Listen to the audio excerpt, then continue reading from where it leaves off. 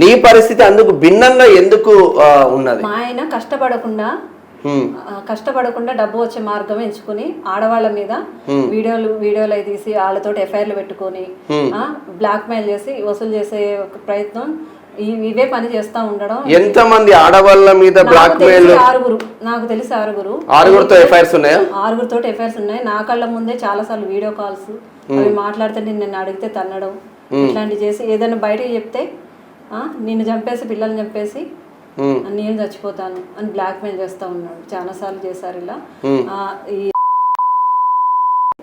ఈ continue first అయితే వినోద ఆమె రామవరంలో హెడ్ నర్స్ గా చేస్తుంది. అయితే ఇది ఎఫ్ఐఆర్ ఎప్పటి నుంచి ఉందో నాకు తెలియదు. కాలింగ్ లిస్ట్ లో మాట్లాడడం చేస్తా ఉన్నాడు. ఒకసారి వీడియో కాల్లో ఆమె ఫోటో చూసాను. ఈ నైట్ టైంలో ఎందుకు ఈ అమ్మాయి కాల్ చేస్తుందని ఆమెను బెదిరించడం కూడా జరిగింది. మా ఆయనకి ఎందుకు ఇట్లా చేస్తున్నావు, ఏంటి మీ ఇద్దరి మధ్య సంబంధం ఏంటి అని గట్టిగా అడిగితే ఇద్దరు కలిపి నన్ను టార్చర్ పెట్టడం ఇవి చేశారు. ఒక రోజు ఏమైందంటే నాకు రీసెంట్ డెలివరీ అయ్యింది. డెలివరీ అయినప్పుడు అదే రామవరంలో నాకు నాలుగో సిజరీన్ అనేసరికి ఆమె తోటి కన్సల్ట్ చేసి అక్కడ ఆపరేషన్ చేయించేటట్టు చేసి ఆమె క్వార్టర్స్లో ఉన్నప్పుడు నైట్ టైంలో ఆమెను మీట్ అవ్వడం చూస్తుంటే